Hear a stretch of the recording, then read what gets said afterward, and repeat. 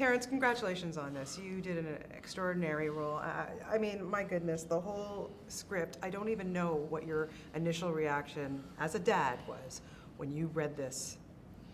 I mean, your initial reaction is you cry. You know, the moment that they come up missing, you know, it's every human being's worst fear. The fear of loss is what breeds the greatest contempt and anger and the biggest problems in humanity. You know, most of our psychological issues come from that, and we always live right on the fringe of what happens if this happens, what happens, dealing with that pain body that is there to seemingly protect us, but it doesn't allow us to enjoy the moments as much as we can. Where do you go as an actor to internalize a role like this? Because you see Hugh Jackman's role, and he's the one who's like, you know, he's got to deal with it. You have to internalize it a little bit. You know, we see your grief, no question. That's got to be so tough. Yeah, well, you have the responsibility.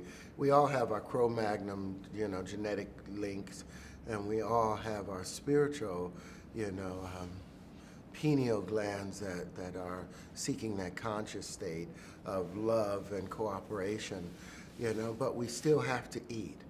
We still have to suffer through the things that humanity suffers through, but we have a choice to make at the end of the day.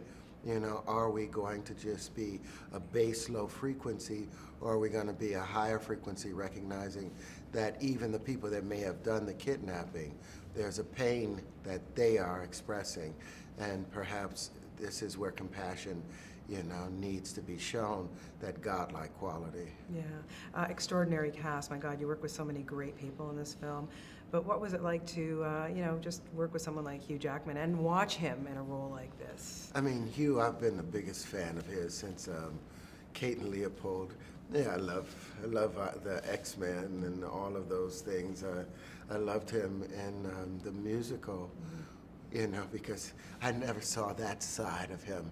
But I had never seen this rageful, you know, recompensing human being, you know, the pain and responsibility.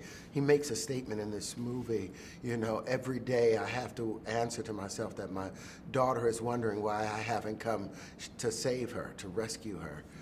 I mean, to see him take those steps, and then to try and convince me that he's doing the right thing, you know, that's a hard place to go. And I worried for him, because I knew he had to actually address that in his own spirit. As, you know, you can't take yourself out of it. You have to consider what happens if this happened to my child. Yeah, I wanted to ask you about working with great director Denis. My God, you know, the movies he's given us, just a couple of Canadian films, and look what he brings us here. Why was he the right guy to direct this? Because he's genius. Because he has an emotional empathy. You know, he doesn't sympathize with the characters. He's such an intricate part of everything taking place. His entire spirit is woven into these characters. I mean, the conversations that him and Roger Deakins had, the DP, that lit this so well. I mean, they would spend hours working on every single moment, and Denis cared about us. He cared about what we were ultimately trying to accomplish, and he listened to our sensibilities and our sensitiveness to certain scenarios and scenes. And at the end of the day, he made us feel safe to go anywhere. And I don't think that Hugh planned any moments. I mean, there's one scene where Hugh is, we're beating Paul Dano, and I mean, they should have said cut a minute ago or 2 minutes ago, and I'm standing there on my haunches, and Hugh is leant over holding him with one hand and punching with the other hand, and I'm ready to give up, and he's like, no. And I mean, I literally collapsed because my legs aren't as strong as this man's legs are, and he will not stop. He will not stop, and we went shooting for another 2 minutes, and I mean, we were exhausted at the end of it. Yeah, I can imagine. That was one scene I talked about with Denis. I said, especially knowing that Hugh is such a good person, such a nice man, for him to have done that scene. I wanted to know what happened after Denis said cut. I mean, when they said cut, everyone kind of went to their separate corners, but then we would all end up hugging at the end of it, you know. At the end of that scene, I vomited because the blood that they were pouring in the guy's mouth, and you know, and it spilling on the floor, and your gut is in these knots, and it's stuck between tears and you know, and joy that you feel like you've accomplished the scene, but you know that what you've just put on camera, on film, is a bit too real. Yeah. And you don't know how to walk away from it. So, I mean, we all became a bunch of women afterwards and was hugging in tissues and here's a mint. Yeah. I can imagine. I'm sure there was a few beers on the side, some wine or something.